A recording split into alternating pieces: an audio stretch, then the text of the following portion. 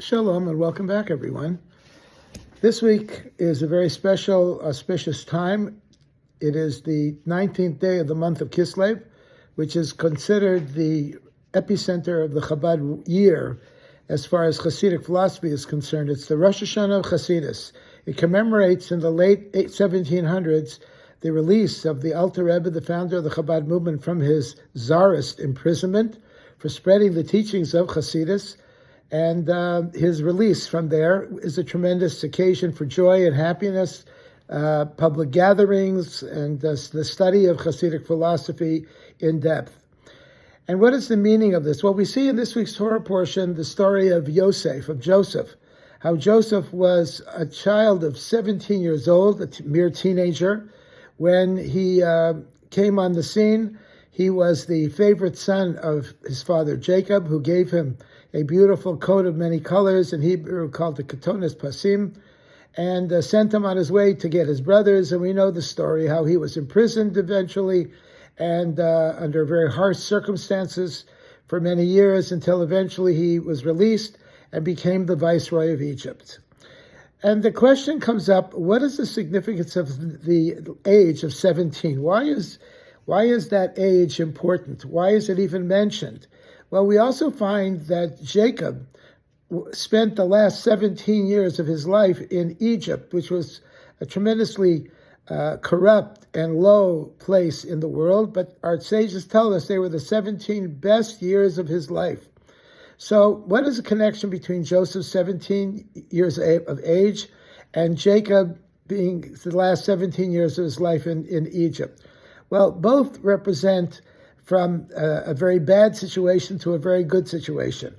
A boy of 17 years old is usually not the most respectful or the nicest kid on the block. If we wait until a teenager has finished his teenage years before he really grows up. 17 can be a very difficult time, and we find that Joseph snitched on his brothers and eventually ended up in a terrible place. So he was not a very nice person early on, and having dreams where his mother and father and his brothers are going to bow down to him. These are not the nicest things to relate to your parents and to your brothers and sister. However, that's what he did. So he came from a very low place, not a very nice place, to a very good place as the viceroy of Egypt, saving his family from famine and bringing them all to Egypt and enjoying prosperity there. At the same time, Jacob was the last 17 years in Egypt, which was a very terrible place to be, but they were the best years of his life. He was reunited with his family, and he was able to proudly see his family practicing Judaism under very harsh circumstances. This gave him a tremendous nachas. And the same way the Alter Rebbe found himself in a very difficult situation in a Tsarist prison, which we can't only imagine how harsh and how terrible that must have been for him. And at the end, he came out of it, and he was able to spread Hasidic philosophy in the Hasidic way throughout the world after his imprisonment. It was only because of his imprisonment that afterwards he was released, and the rest became history to this present day. So we see that the bottom line is, mitoch tzara agra, from harshness, from difficulties comes a great reward, a great positive outcome for difficulties that may come our way. And I think that's really the lesson for Yotes Kislev as well, that even though things may not look so good at first, we see what's going on in Israel, with the war in Israel and the harshness of what's going on there, but nevertheless, it'll come out better than ever. Israel will be safe, the hostages will be returned, and the Jews will be able to return back to their homes and not worry about missiles or terrorism after this, if they conclude it in a proper way, in a victorious way. And the great outcome will come as a result of this very, very difficult time where we've lost so many of our young people, both in the army and in the battleground and everywhere. But a lot of great good will come out of it.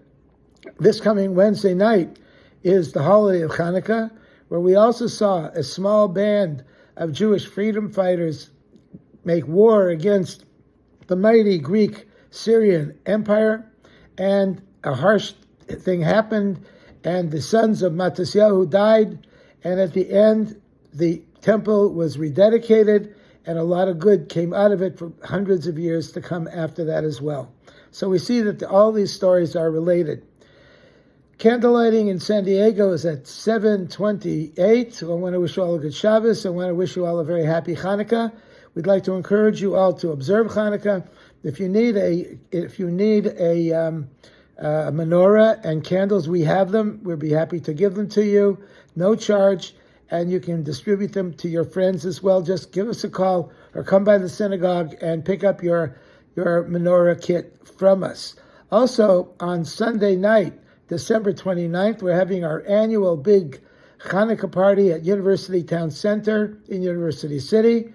It'll be outside of Macy's starting at 6 o'clock. We're going to be having a light show and music, live music, jelly donuts, menorahs, and dreidels for the whole family. We hope you'll all come.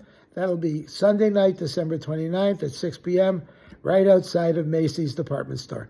Shalom, and have a good Shabbos and a very happy Hanukkah.